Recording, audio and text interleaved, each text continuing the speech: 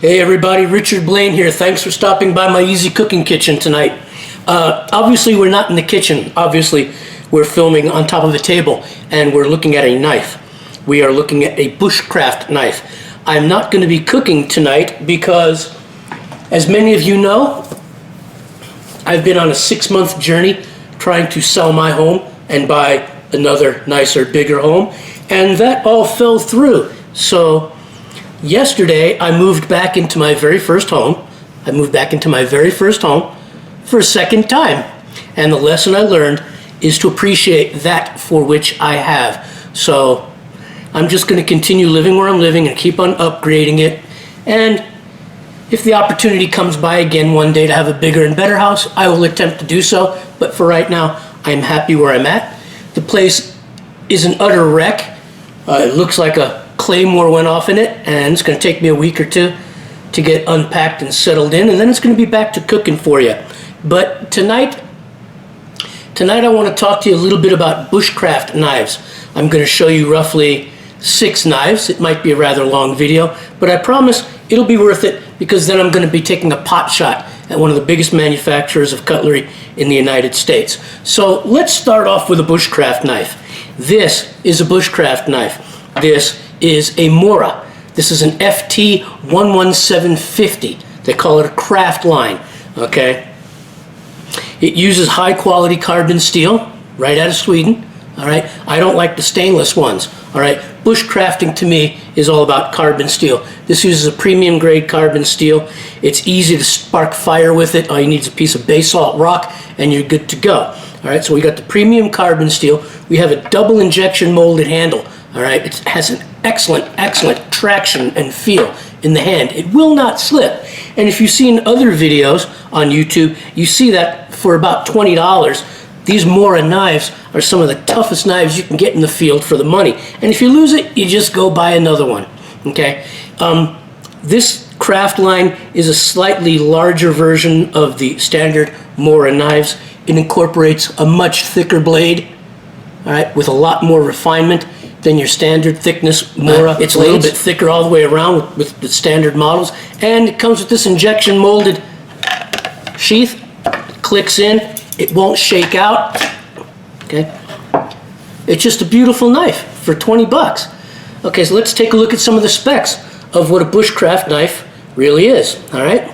It's black and gray, obviously. Has a 4-inch blade, 102 millimeters. It's a high carbon stainless, Rockwell between 59 and 60. The blade thickness is 3.2 millimeters. The blade length, total length of this entire knife is 8.9 inches or 225 millimeters. Handle is rubber. The weight, 4.6 ounces or 130 grams. The price, depending on where you get it, between $15 and $25. What a lot of folks don't get about carbon steel, and a lot of people need to catch up on, is that this steel is not stainless. It will patina, and the patina is not the bad thing. The patina is what saves a knife from rusting as long as you keep it dry. Now, contrary to popular belief, a lot of people think that the patina is the beginning of rust on a carbon steel knife, and that's just not the case. The patina adds a layer of corrosion resistance to the knife. And there are many ways to start a patina. A lot of people stick a carbon steel knife into a potato. That's kind of old school. I don't like doing that. Some people stick the blade into a cup of white vinegar. That'll patina a knife really fast. I don't like that, okay? I happen to like, if I want to patina this knife, if I want to carbonize this knife early before going out into the field, then I apply a couple of layers of Birchwood Casey cold blue. I wipe the blade with alcohol to make sure all the grit and dirt and grease, whatever's on there, is absolutely gone, and I let the alcohol dry on it, right? Then I get a cotton swab, a cotton ball, and dip it in the Birchwood Casey, and I apply a couple of layers all the way around, and I let the blade blue to the blueness I want it to patina. I want it to carbonize and turn blue to the darkness that I desire, and then I'm good to go. Now, once the blade has been patinaed with the Birchwood Casey, I let it sit overnight, and then I give the blade a good rubbing with a piece of old t-shirt and some gun oil, and we're ready to go. The knife is patinaed. This is a great knife. The Scandinavians know exactly what they're doing. Okay, the best thing I can tell you, rule number 1 when using carbon steel or any kind of steel, when you are done, wash the blade with fresh water and make sure it is dry, dry, dry, dry, dry. Okay? The Mora knives are made in a city called Östnor, Sweden. They've been making them for about 100 years. These knives used to be made by every local craftsman in the country of Sweden, which was just about everybody. The company was formally formed in 2005 as a merger between a company called Frost's Knife and Brink and the KJ Eriksson company, and now it's Mora, and it's a 100% Swedish-made knife, and this is what a bushcrafting knife looks like. Now, here's another knife that's called a bushcraft knife, although I don't quite agree with it. This is the Benchmade. This is the Benchmade Bm162 Bushcrafter, manufactured by Benchmade, designed by a custom knife maker by the name of Shane Siebert. All right, it is obviously a fixed blade. Benchmade's designation is for bushcrafting and camping. It's a drop point blade. The blade is made out of CPM S30V, or Crucible Particle Metallurgy S30V, and it's rock weld between 58 and 60. All right, the grips are Benchmade's custom blended green G10 compressed fiberglass. It's been sandblasted and contoured. It's a really nice grip. They kind of contour the grip in the fashion of famous knife maker Bob Lovelace. This kind of contouring is all about Bob Lovelace. He invented it. He's the master. The scabbard, full grain leather. Okay, uses a belt loop. Okay, it also uses a Happy Camper D-ring. That's what I like to call them anyway. And it has a fire steel holder right here. You know, the grips are held in place by pressed titanium handle tubes with red spacers. If you can see the spacers between the blade and the handle, very well made knife. A very well made knife. The blade length is 4.4 inches or 11.8 centimeters. The blade thickness is 0.164 inches or 4.17 millimeters. The handle thickness on the Model 162 Bushcrafter is 0.92 inches or 23.37 millimeters, and the sheath's weight is 2.7 ounces or 76.54 grams. The weight of the knife itself is 7.72 The weight of the knife itself is 7.72 ounces or 218.86 grams. But yet again, I come back to the word bushcraft. Now, Benchmade manufactures this knife, as I said, and it was designed by Shane Siebert, and it's a wonderful knife. The only problem this knife has as a bushcrafting knife is, in my opinion, it is made out of CPM S30V, and that is the wrong kind of steel for a bushcrafting knife. And in my opinion, S30V is the wrong kind of steel for any outdoor knife, whether it be a hunter, a skinner, even an outdoor tactical. When you're outdoors, okay, in my opinion, when you're outdoors, the only kind of steels that should be used are carbon steels. All right, any kind of carbon steel. It doesn't really matter, just as long as it's carbon. That's my opinion. Okay, this is a wonderful tactical knife if you want to use it for police and military. I don't have a problem with S30V, but out in the field, S30V, in my humble opinion, is the wrong steel, because in an emergency, you can barely get S30V to spark, to make a fire, whereas carbon is all about making fire with a piece of basalt rock or fire steel.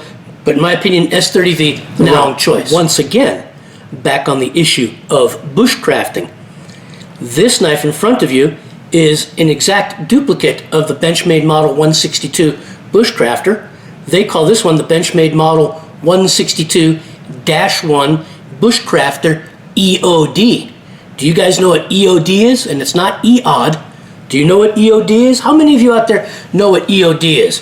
How many of you have been in the Navy? Right? EOD stands for Explosives Ordnance Disposal. It's a team of technicians that are tasked with dealing with high explosives. This is Benchmade's Model 162-1 Bushcrafter EOD, Explosives Ordnance Disposal Knife. Ooh, I'm impressed. Okay, basically Benchmade's designation for it is camping, bushcraft, and military. I really begin to wonder about that. The blade is fixed, naturally, just as the regular 162. It is a drop point blade. Both of them incorporate the high flat grind. Both of them are using CPM S30V Rockweld at 5860. In this case, the G10 is their custom blend of coyote tan, compressed fiberglass handle, held in place by expanded titanium tubes. Okay, it also incorporates spacers. Actually, this knife doesn't have spacers.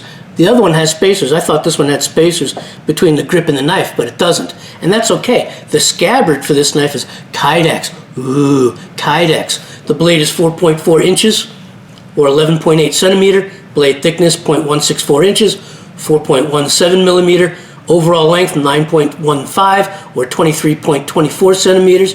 Weight 7.72 ounces or 218.86 grams. Handle thickness as with the other knife, 0.92 inches or 28.37 millimeters. Sheath weight 1.86 ounces or 52.73 grams.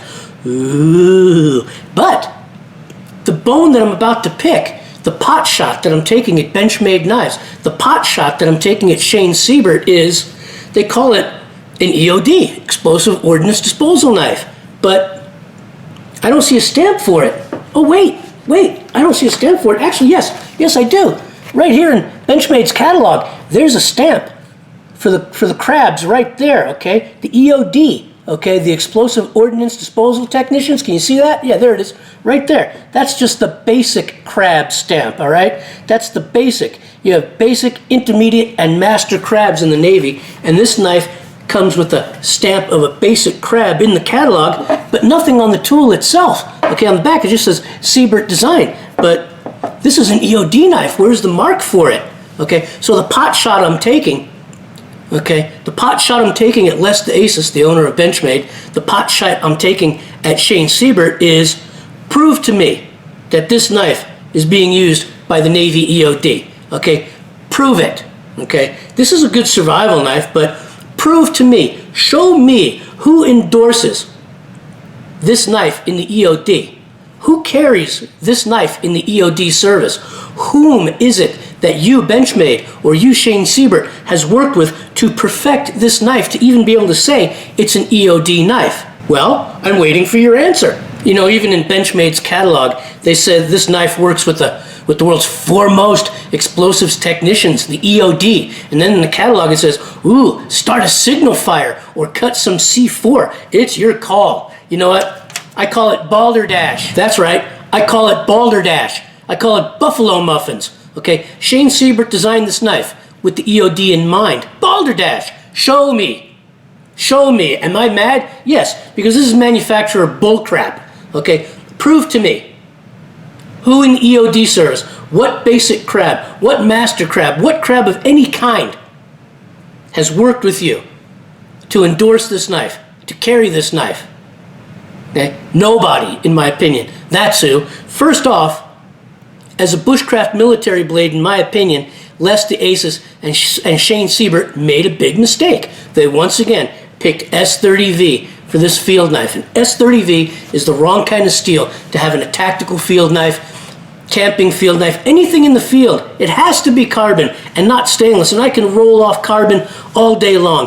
1095, 1075, 1050, 1055, D2, A2, O1, 52100, 5160, Aogami, carbon 5, chrome vanadium, 1084, 1070, 1060, M2, M4, Infi is actually 5200. Any of those carbon steels are much better than CPM S30V in the field for a Bushcraft field tactical knife. Any of them. So as I stated earlier, the CPM S30V is not my first choice in a blade steel. And as I also stated, Mr. DeAces and Mr. Shane Siebert need to prove to me, show me, who's endorsing this knife in the EOD service. Who's carrying it, who's wearing it, who's using it, all right? I don't think anybody in the EOD service is carrying this knife, all right? That is my opinion. I don't think anyone, basic crab, intermediate crab, or master crab, I don't think any of them are carrying the 162-1 EOD Bushcraft by Benchmade. I just don't think so. And the reason I don't think so is because I have it on good opinion that a vast majority of EOD operators don't like stainless, and they don't like Kydex. They prefer carbon steel, and they prefer leather scabbards. And I can prove it. So, how do I know, you ask, what kind of knife the EOD service likes to carry? Okay? How do I know that the EOD Master Crabs prefer a leather scabbard over Kydex? How do I know that the EOD prefers carbon steel over stainless? How do I, Richard Blaine, know this? Well, because I have a friend named Rick Pileri of Pileri Knives, okay? And he's made close to 100 of these knives right here. This is Rick Pileri's EOD Master Crab utility knife. This knife is made for true EOD operators. How do I know this? Because he's made almost 100. He's collaborated with them with the design. His knives are endorsed by them. They love this knife, the Rick Pileri EOD Master Crab. Okay, here it is. Look at it, it's beautiful. Oh, and by the way, if you could see that stamp right there, that stamp in the blade, that is the stamp of a Master Crab, not a basic crab. That is the stamp of the Master Crab. All right, let me give you some specs on this knife, okay? So you can see it, camera. All right, this is a full flat grind. It's 52100 carbon steel. It's heat treated with the Peters heat treat method. It Rockwells between 59 and 61. The blade is 3/16 thick, green linen micarta, okay? Being held together with Corby brass bolts and the seal of the EOD Master Crab. It is just about 1 pound in weight. I mean, just look at this knife. Just look at this knife. It is built for action. Look at how thick that puppy is. And right there, if you can see it, Rick's, with the lighting, Rick's name is stamped in there. Just look at this knife. It is buffed, okay? This is what an EOD Master Crab is using for their utility knife these days. This is one of the early ones in a full flat grind, all right? There are other models that have been made.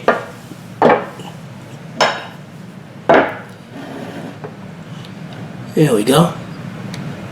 This is an EOD Master Crab, and it doesn't have the stamp because actually this model has become his standard Navy SEAL utility knife. Only the ones stamped with the seal of the Master Crab will be Master Crab utility knives.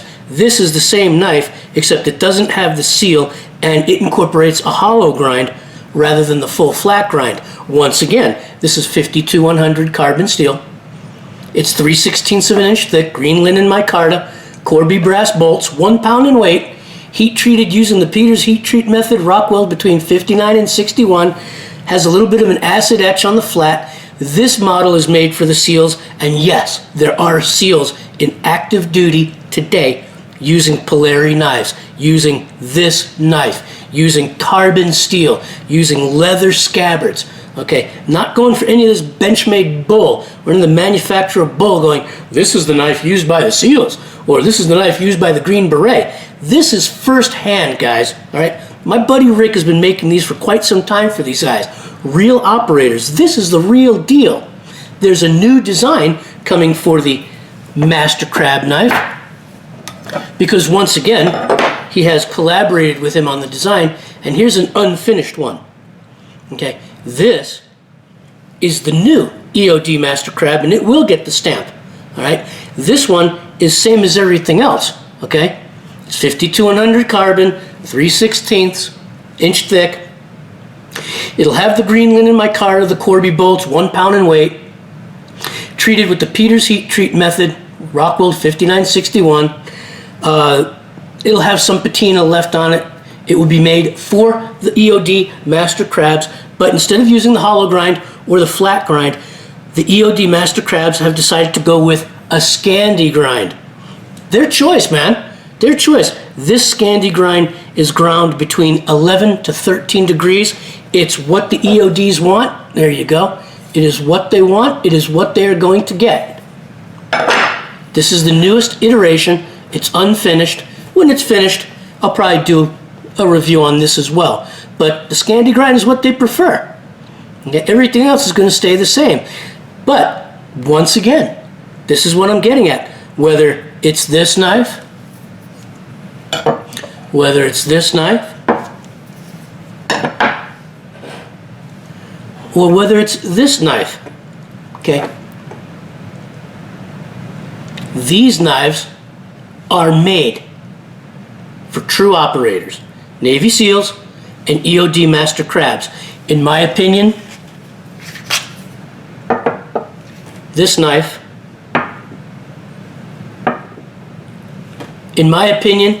the Benchmade Model 162-1 EOD Bushcrafter, was not made for the EOD service. I'm calling Les Diasis, the owner of Benchmade, out.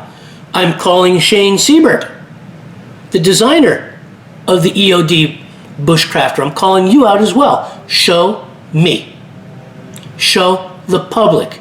Prove to me, prove to the public that your knife is being endorsed and being used by real Navy operators, or stop making knives and stop spinning such bullshit in your catalogs. Prove it to me and I'll back off. I love Benchmade knives. Most of my everyday carries are Benchmade knives, some cold steel, but basically I carry a lot of Benchmade in my pocket, and I love your knives, Les. Don't get me wrong, you and I know each other, all right? I love your knives, but I'm calling bullshit on this one, okay? I'm calling bullshit on you pushing it as an EOD knife, and I'm calling on Shane Siebert. I'm calling bullshit on him pushing it as an EOD knife. I know better. I know better because I have the proof right here, and right here of knives being made for the EODs, okay, for the explosive ordnance disposal technicians. All in all, there it is, guys. 6 knives being called Bushcraft, okay? 6 knives. That's a lot of knives in one video. I'm gonna have to try this again. I want to thank you for stopping by. I hope you like my review. Please share it with all the knife heads out there, and I'll see you on the next video. Take care.